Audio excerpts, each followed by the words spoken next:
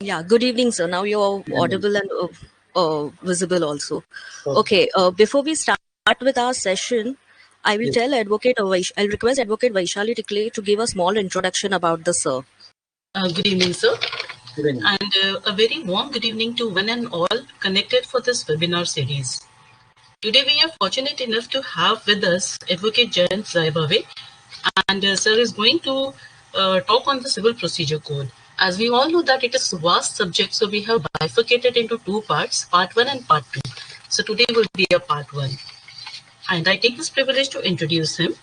Sir has 32 years of standing in the field of civil, revenue, land acquisition, criminal, arbitration, consumer, cyber law, conveyancing, matrimonial law, banking, and banking law.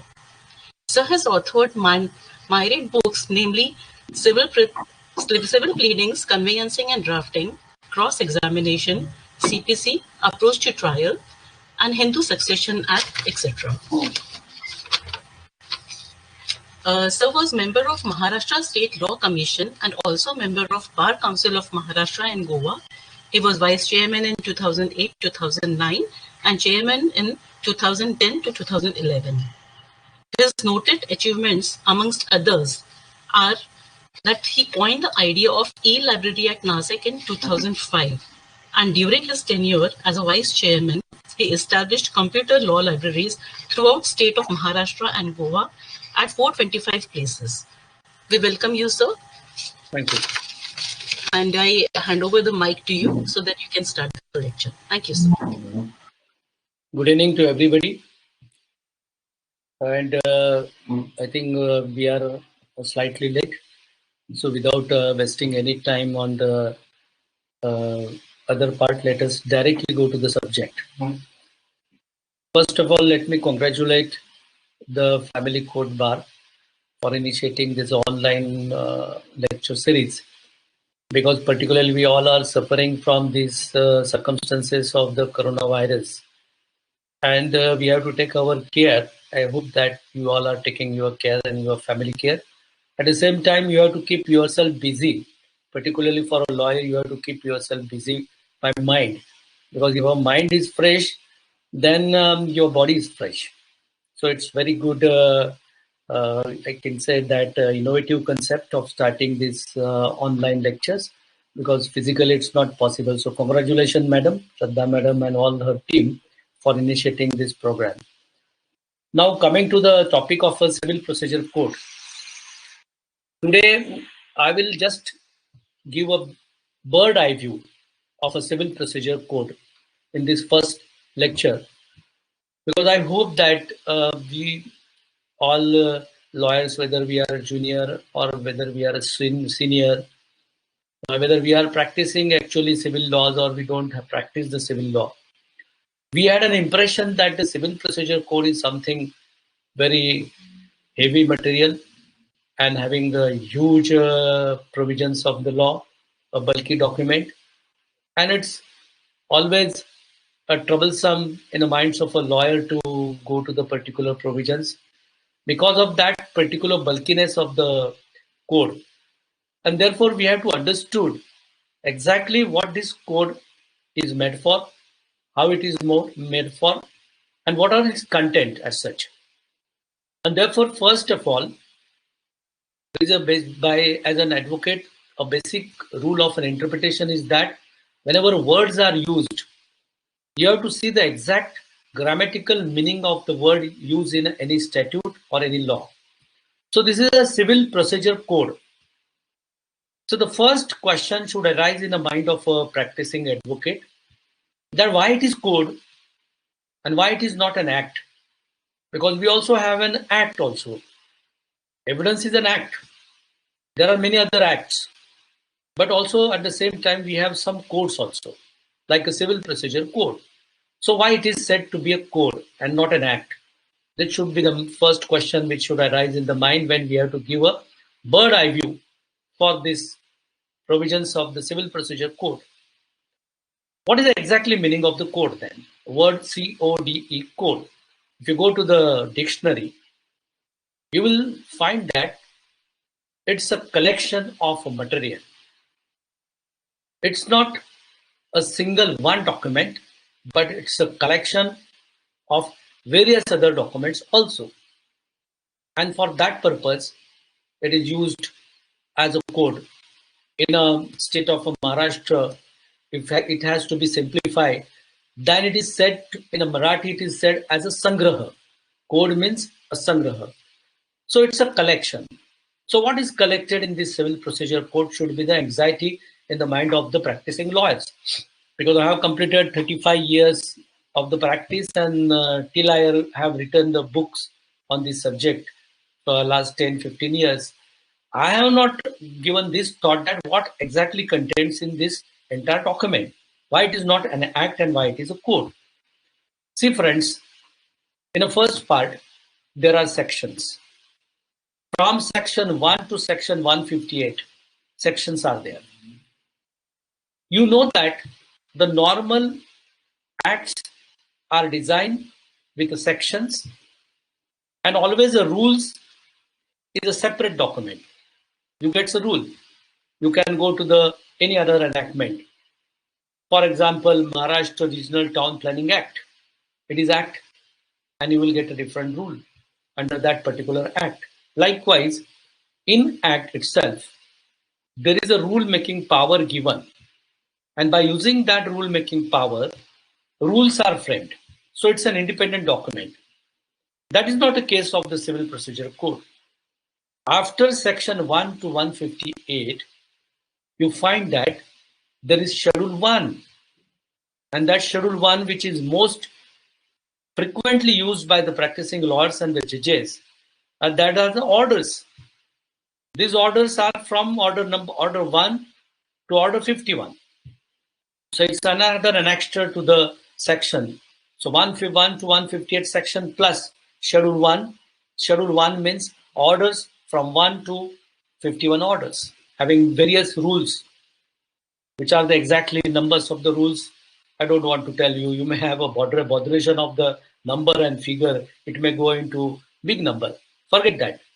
But the question is that these two things together we are using in the civil procedures, in the civil courts, for conducting the civil trials or for conducting the other civil matters. So sections plus orders also. What is the nature of the order then? Sections are section. It's a substantive law. It's a provision of the law. The people have dropped drastically. They had read 250 and they dropped drastically. And we had a rules. Mhm. Hello? Hello?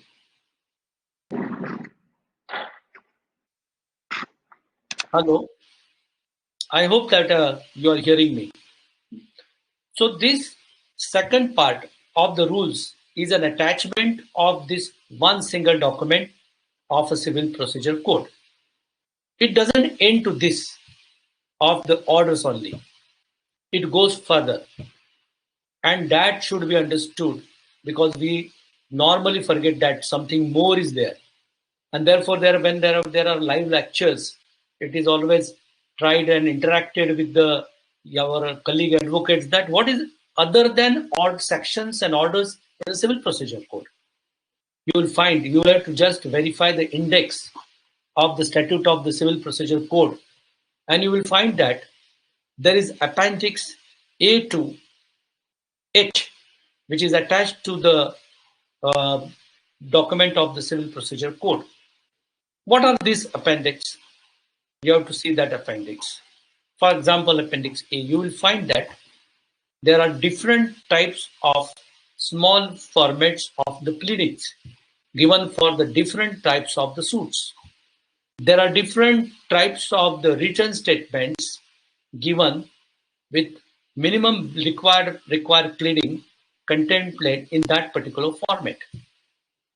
So these formats, if it is A, it's a formats of the pleading, then B, C, D relating to the various other part, such as the summons is there, decree is there, many other things which we are required for completing the entire procedure of this civil suit. So broadly speaking, the code Civil Procedure Code, it includes sections 158, orders 51, and also the appendix A to H. Here I want to draw your attention that what is the nature of a section and order that you know? We use it as a law. Then what is the exactly nature of the appendix which is attached to this Civil Procedure Code? Because now it's a part and parcel of that document of the Civil Procedure Code. For that purpose, you have to be cautious, and you have to, during a practice also, and during your academic study also, you have to give some different type of the attention towards this appendix part, which generally we are not giving.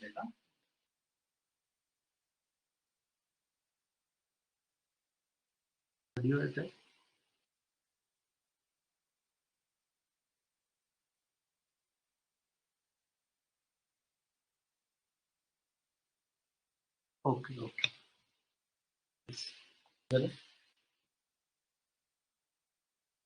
I hope that you all are getting this point. So this CPC means three things. First is section, another is an order, and then subsequently it is the appendix A to H. It is one and the same document of the civil procedure, and therefore it is called as a code, a collective part of the sections, orders, and appendix. And for that purpose, we have to understood that it is said to be a code and not as an act only. It's a collection of all these things. Now coming to the importance of this third part. Important of this third part. You know how the sections are used. You know how the orders are used. How this part of an appendix is an important in a practice. What is its legal meaning? How it is binding, or it is just sort of a guidance. Normally, we all in a law colleges refer Jhabwala. And then we had some good guides. So there is a general impression in our mind that some sort of a guidance is given by CPC for making the drafting, making the pleadings. If I to draft a suit for a specific relief act, some guidance is given by form number 46 or form number 47. That is contained in Appendix A. As I told you, in Appendix A, various forms of pleadings are given, different types of a money suit, an injunction suit, a declaration suit, a specific relief act.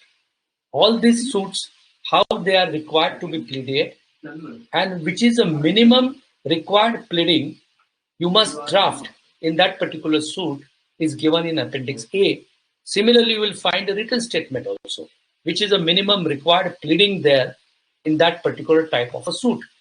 This guidance is given by Appendix A. Then what is its nature? Whether it is a simple guidance or it is to be followed like a law, because ultimately it's a part and parcel of the Civil Procedure Code. And Civil Procedure Code in totality, it is a law. Therefore, the lawyer must give a thinking that what is the binding nature of these pleadings given in this Appendix A. For that purpose, I will just refer you only one type of a suit and its format given there. A specific relief act and the suit for the specific performance. There you know that you have to plead. Suppose you are a purchaser, you have to say that I am ready and willing to complete my part of performance. I am ready to make a payment. Suppose a contract is of 10 lakhs rupees and 5 lakhs rupees you have already paid. You have to say that I am ready to pay remaining 5 lakhs rupees. This requirement of making a pleading of readiness and willingness is out of two things. First of all, it is a requirement contemplated by the Specific Relief Act under Section 16(6) 1C. There it is said that in a Specific Relief Act that whoever wants to claim a specific performance, he must specifically aware that he is ready and willing to perform his part of a contract. Therefore, if you are not making that particular pleading in your suit that plaintiff is ready and willing to perform his part of a suit, what is the fate of your suit? You know that. The suit will be thrown because there is no required pleading of readiness and willingness. Apart from the other part of an evidence, because of an absence of this pleading, it will be thrown. Now, this part of a pleading is also mentioned in form number 46 and 47. You can note down and you can see the document of the Civil Procedure Code. Two forms are there in Appendix A, form number 46 and form number 47. There also, in a minimum required pleading for the suit of a specific performance, you will find that a pleading is required that a plaintiff is ready to perform his part of contract. And apart from that, there is also another pleading, which we are not following, or mostly which we are forgetting to add in our pleadings. And that is, the plaintiff has also applied to the defendant. The word written in that form number 46 is that, and 47 is also that. The plaintiff has applied to the defendant, but defendant has not thereafter responded. This word is there. So readiness, willingness, if you are not making a pleading, your suit will be defeated because of the absence of the pleading. And if you are not mentioning in your suit this another line, which is given in a form number 46 and 47, that plaintiff has also applied to the defendant, but defendant has not responded, what will be the effect? That will show you what is the nature of the guidance of Appendix A, its formats of the pleading and the requirement of the pleading while conducting the civil suit. You will find that if the pleadings as per 46 and 47 form are filled, the suit will be defeated. You can get number of case laws in a high court which will prescribe, which will enforce this law. That actually हुआ ये है कि बहुत सारे लोग आ गए हैं suddenly. There are around 288 participants, so the connection is little slow. Rahul sir, chup. So you dumbass, chup. So the question is that these three together, we have to go for understanding the nature of the Civil Procedure Code as such. And that's why it is a code and not only the single document of the section. Not we are restricted to this particular part for the Civil Procedure Code. We have to go further and see that there in the Civil Procedure Code. That particular aspect is of the state amendments and high court amendments which are included in a Civil Procedure Code. Also for that purpose, you have to see which law permits the state government as well as the Bombay High Court to incorporate the various amendments in the Civil Procedure Code, because the Central Act prior to 2002 and after 2002, these are the two different situations as far as the state amendments are concerned and also the High Court amendments are concerned.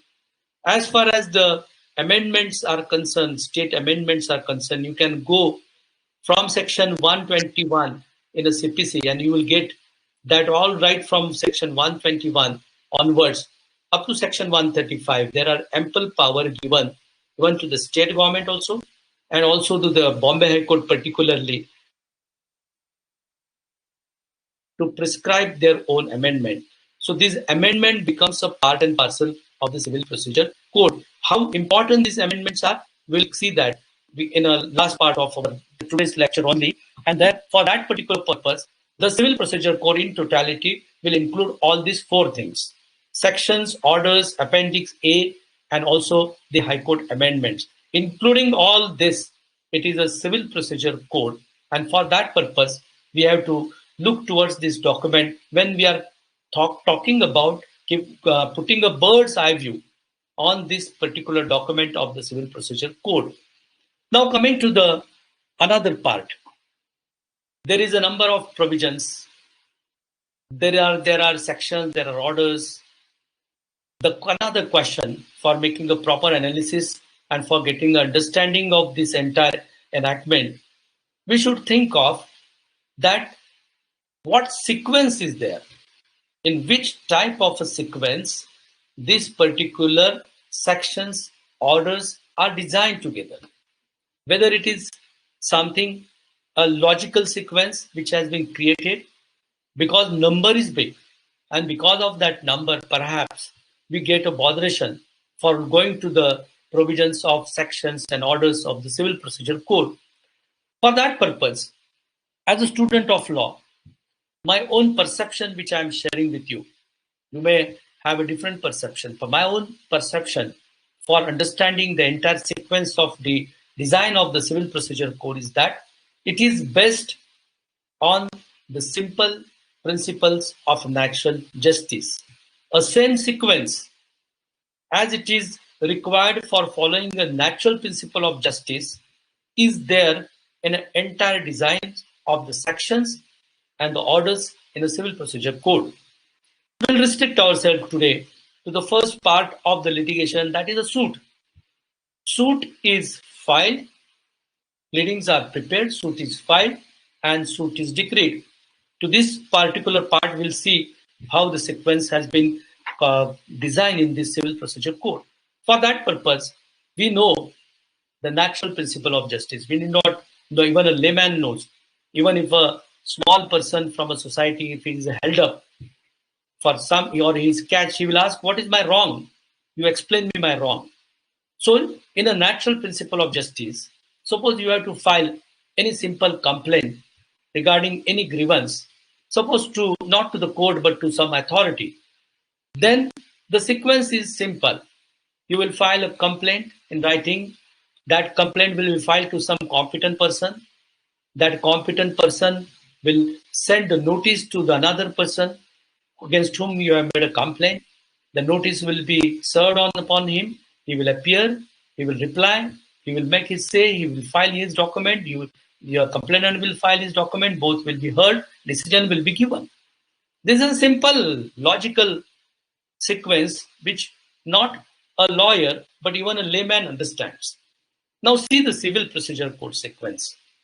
First part, we have to plead. Pleading is the best of the civil suit. So you have to plead.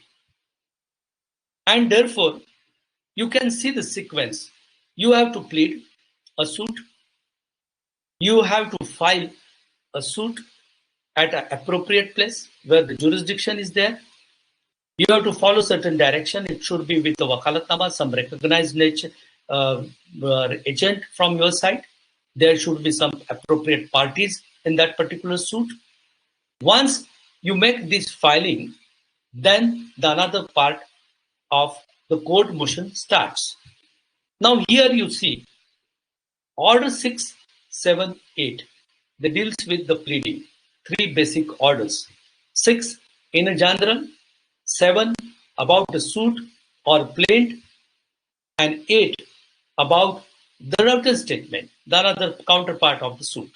So these are the basic core of the pleading which relates to Order 6, 7, and 8.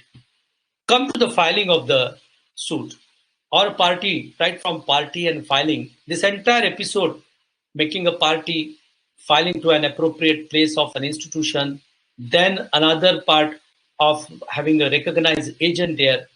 This you can see that Order 1, 2, 3, 4. 4 orders. This take care of these particular aspects of filing of the suits. Then come the another aspect, that suit is pleaded. It is filed at appropriate place. Immediately the next natural recourse is of a summons.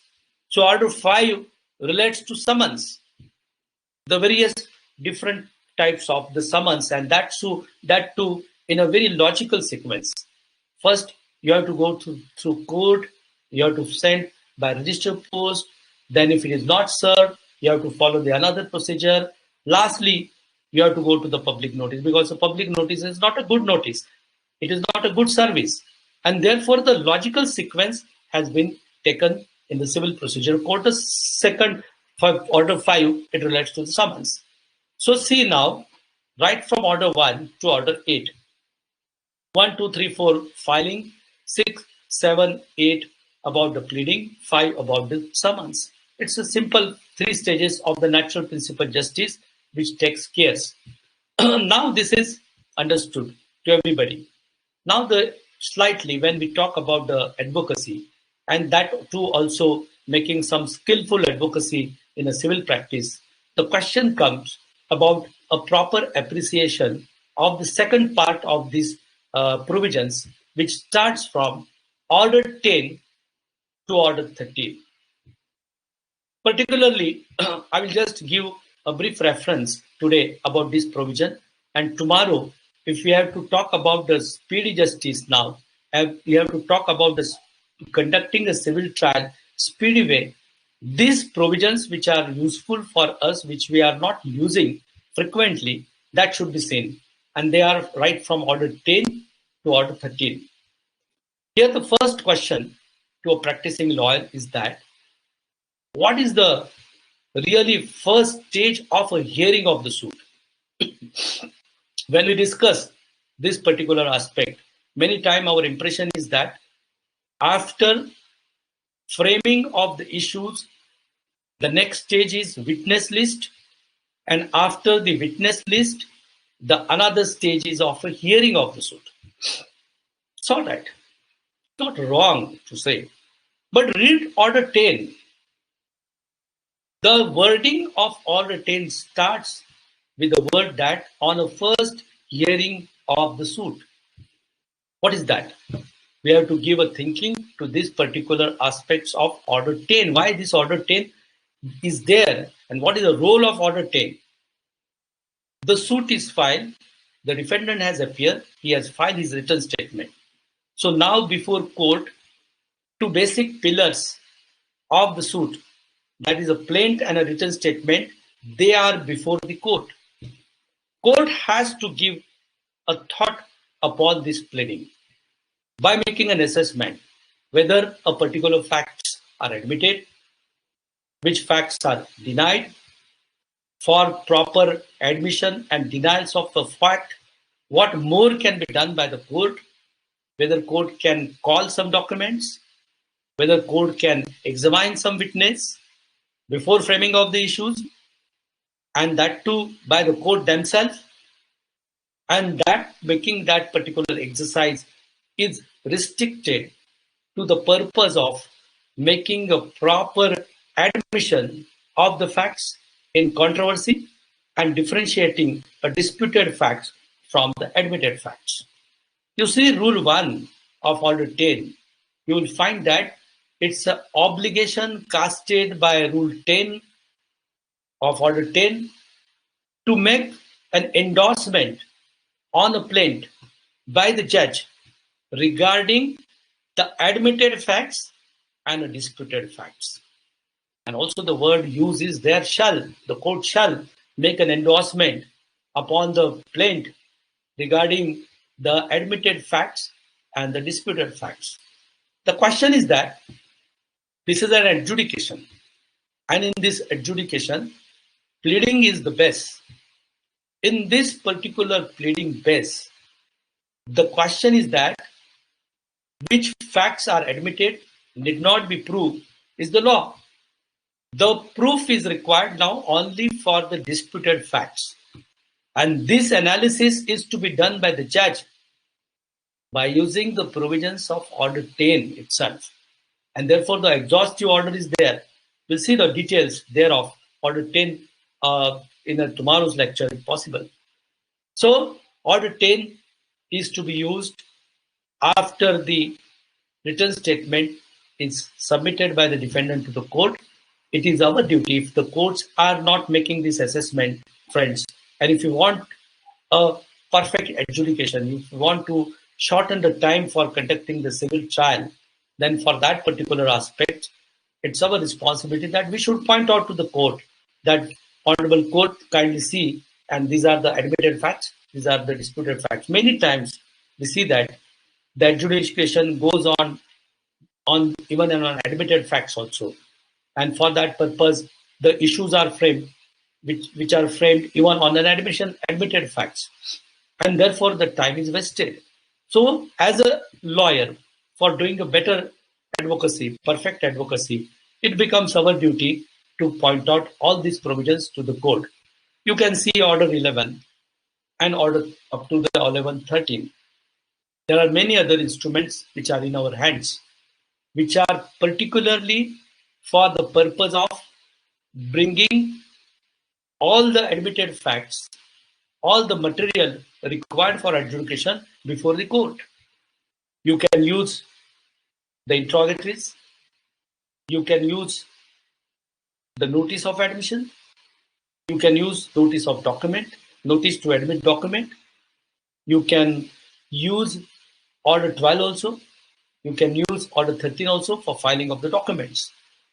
Filing of the documents is to be seen very carefully. You can see Order 7 when plain is to be drafted. Whichever documents on the basis of that document you are making a pleading, that document must be filed at the time of filing of the suit only, which are the main documents. Some supplementary documents you can subsequently also file. But as far as Order 7 also and Rule 13 also, Order 13 also, if you can if you can see the provisions, it is a mandate that the document on which you rely for making a pleading in a suit, that all documents should be filed at the time of a filing of the suit itself. And same thing for a written statement. The defense which you are taking on the basis of that documents, main documents, that should be also filed along with the written statement. And apart from that, the defendant should be careful. If a plaintiff has not filed that documents, which are the documents having the pleading, reference of a pleading, he can object in a written statement that these documents are not filed, and he object for filing these documents. And that particular objection is a very strong objection. If it is contested, the plaintiff may fail to make the production of these documents without giving an appropriate explanation. If he can't give an explanation that I forgot it or I thought that it will lost, no, he has to give an explanation to this extent that it was not available on the date when the suit was filed. This can be only accepted. If it is subsequently made available, he will be permitted to file. So that is a combined effect of Order 7, Order 8, read with Order 13 also. So this part in between, Order 10, 11, 12, 13, this is very important for the conducting of the trial. If we have to see towards the span of the litigation or the speed of the litigation, this you can use effectively and you can reduce the entire scope of the litigation adjudication. The admitted facts will be recorded. The another facts, notice will be given to admit. Document notice will be given. If the documents are admitted, they need not be proved. If in spite of a notice, documents are not produced or they are not admitted, the effective use can be done with the help of the Evidence Act.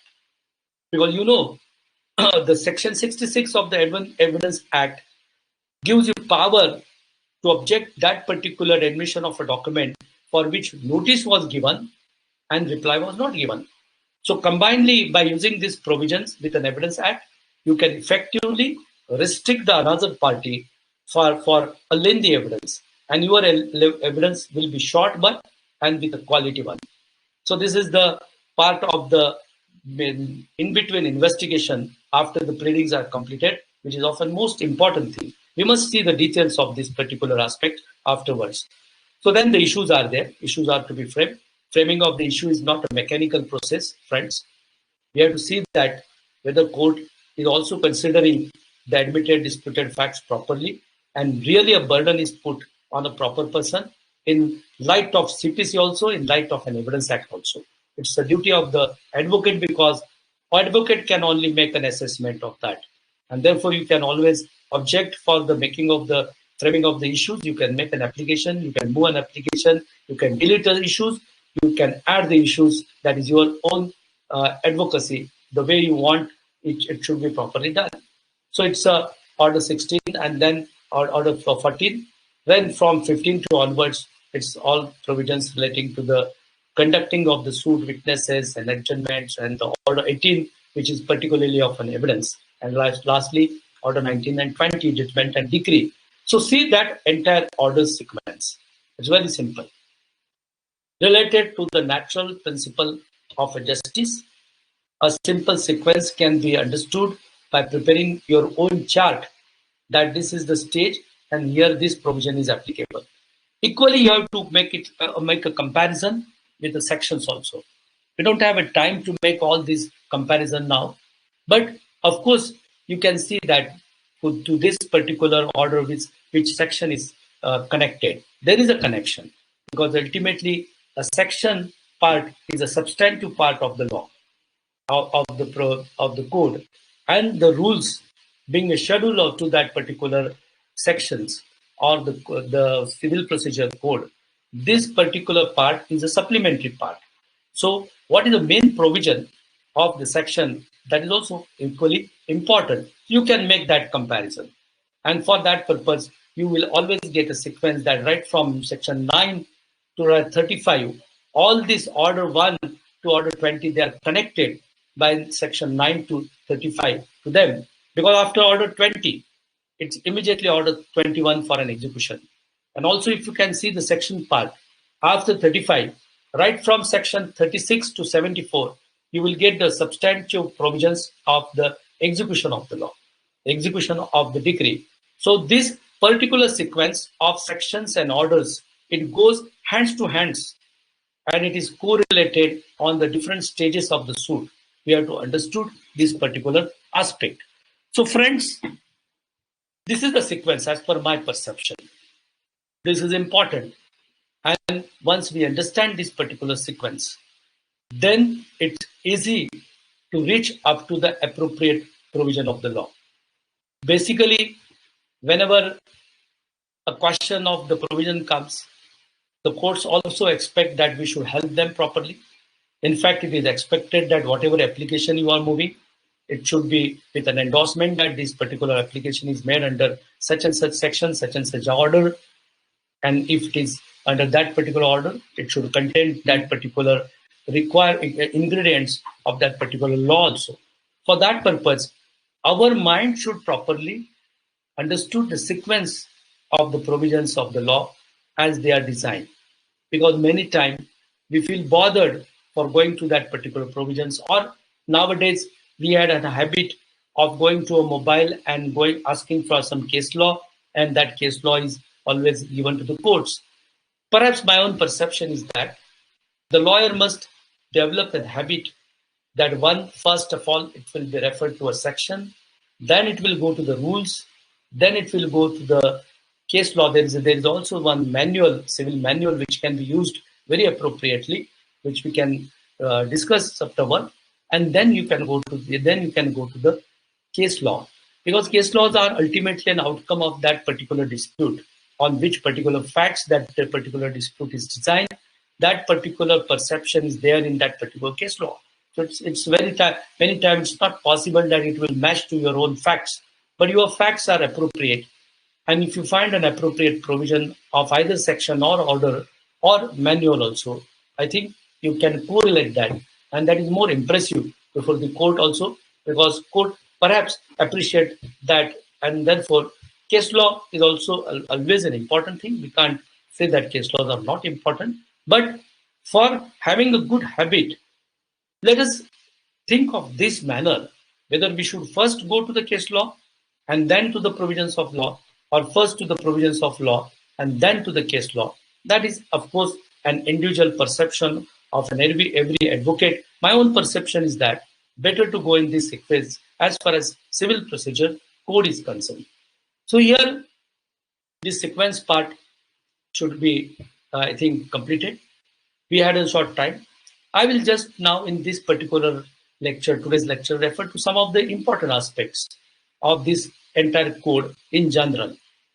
First part, which I want to place because in many lectures I found that this confusion happens, pleading. The question is that the suit is pleaded. Pleading means a suit, a plaint.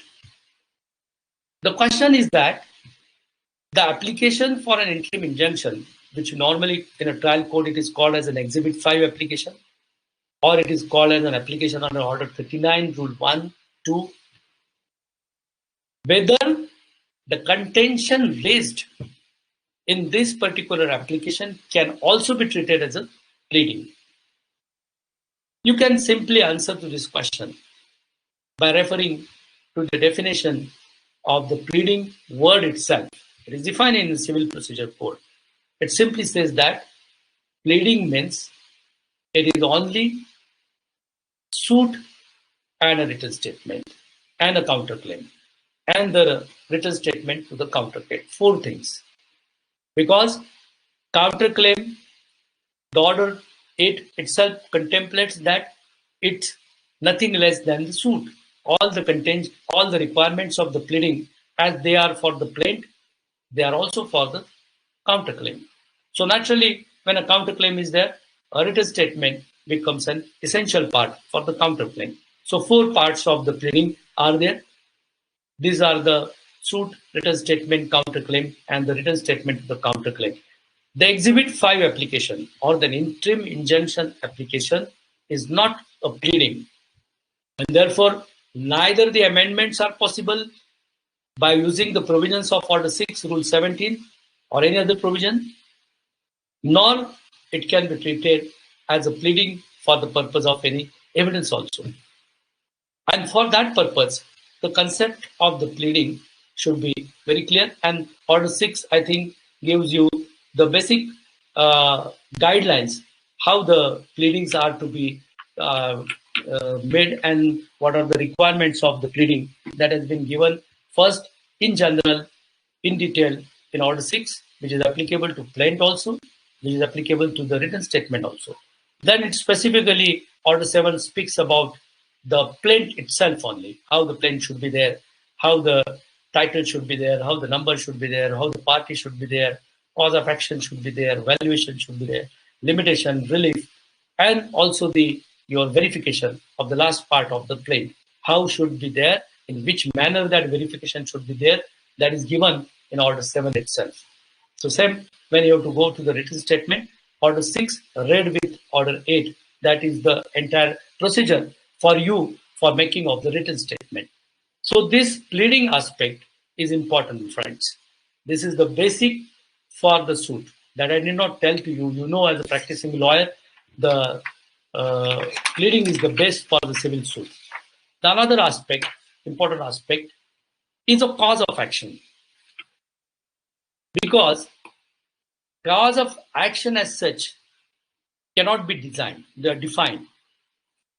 But a cause of action is important. So what is this cause of action? If you read the law on this particular aspect, many small, big interpretations of a cause of action you will get. But it's a simple bundle of facts. As per me, as per my own experience, I'm telling, bundle of facts, referring to which you are ultimately claiming the relief. So the bundle of facts connected to the relief together can be said to be the cause of action. And for that purpose, a limitation being an important aspect, you have to refer a particular time when this cause of action has started, because ultimately you have to ultimately go for the law of limitation, and you have to plead that your particular suit is in time, and then for that purpose, cause of action and limitation are again correlated to each other. So another aspect of the suit is the valuation of the suit. Valuation, whether it is on the basis of the Code Fee Act or it has some other laws. For that purpose, we must see the Suits Valuation Act. And for that purpose, the valuation of the subject matter is basically on the provisions of the Suits Valuation Act. If there is any dispute upon the valuation, if the plaintiff says that it's a 10 lakhs rupees valuation, and if defendant comes with a case that no, it's not a 10 lakhs, it's 50 lakhs rupees valuation, so dispute arises, then it is an inquiry contemplated under the provisions of the Suits Valuation Act, where an inquiry is to be made. The person referring a valuation in a pleading, in a suit, has to lead an evidence, and thereafter making an opposed to that evidence, ultimately one has to go for the valuation. Generally, the valuation made in a plaint, unless objected, is to be accepted. Of course, it's the right of the ministerial part of the courts. They can object because the question of the valuation is there. Valuation will be again reflected on the court fees, and also a jurisdiction questions are there. So for that purpose, the ministerial objections to be taken by the office of the court is always there. That is different. But apart from that, the basic right of making the valuation is with the plaintiff, and he can do this particular valuation. So valuation is also important. For that purpose, as an advocate, we must properly understood not only CPC, but also the Suits Valuation Act, along with the Code Fee Act also. Because if you are making a particular type of value, suppose many times in a trial court, this question comes that if in a partition suit is there, and some property is already sold out by one of the co-owner, and you want to make a cancellation of a sale deed. In that questions, what is the valuation is to be done? Whether it is a valuation of that sale deed, if it's a sale deed of 25 lakhs rupees, whether you have to value it on a 25 lakhs rupees and make a code fee stamp according to that. It differs due to, you can see the law on this particular aspect. If it is a agricultural property, it's a non-agricultural property, the law refers, but these types of questions comes before you. And for that purpose, if a dispute is raised, Suit Valuation Act is the base for making an inquiry. Also, the help of the Code Fee Act is to be taken by using these two provisions, two law, along with the civil procedure. We have to go for the finally the valuation of the suit. Of course, limitation is important. Law of limitation depends on the particular facts, cause of action, and the relief which you are claiming. On the basis of that, you must plead about at least 2 lines that your suit is within limitation, so as to have a safe standing for your suit before the court of the law. And ultimately, the last part of the relief is there. Here, the another part of the suit, apart from a plaintiff of a defendant, has an additional benefit of a counterclaim. Here on a counterclaim, the Order 8 itself contains a provision that for making a counterclaim, you have to refer to entire Order 7. Whatever you are pleading for the plaint, you have to accordingly plead. You have to see, you have to plead that cause of action is there. You have to plead the valuation of the counterclaim, the limitation of the counterclaim, and also the relief of the counterclaim. These are to be distinctly pleaded with allow verification, as it is already required there for a written statement also. For counterclaim also, you have to be there. Counterclaim, whether it can be only with a written statement or subsequently also it can be made. For that purpose, you will see a divergent view. My own perception is that it is better to file along with the written statement. But out of some circumstances, if you could not file it along with a written statement, my own practice, which I adopted and I succeeded in that particular aspect by arguing the matter, that along with an application, by explaining why this particular counterclaim is subsequently filed, by explaining to the court, by making an application, and by taking the permission, it is always better to file a counterclaim before the court. This particular process helps you from a further controversy that the counterclaim was not with a written statement or without the permission of the court, and therefore you have to affix the court fees to the counterclaim. In a written statement, that problem is not there, but when you are putting a court fees of the clients to the counterclaim, it's always better to put yourself in a set position by taking a permission which is normally granted if your counterclaim is in a limitation. The only condition is that it should be in limitation. And for that purpose, it is always better that all controversy connected to the same subject matter should be resolved in the same particular suit. Of course, if it is between the same parties, and therefore for that particular purpose, a better practice, as per my opinion, is that we should go for, if we are filing a counterclaim subsequently from the written statement, then you must go for an application, independent application, take the permission and file a counterclaim is a better procedure or practice to be adopted by the advocate. So these aspects of the entire pleading once over, one important subject of a jurisdiction remains, which should be read in a CTC properly. Particularly in section 9, the concept of a jurisdiction, which is divided into two parts. One part is an express bar and another part is an implied bar. All suits are triable by the civil court unless and until expressly barred or impliedly barred by law. Express bar need not require much discussion. It is already an express thing in a law, some statute, and that bars you filing a suit. The question is that how the concept of an implied bar should be seen. I had an experience for this, which I'll share. It's a question of everyone's own perception.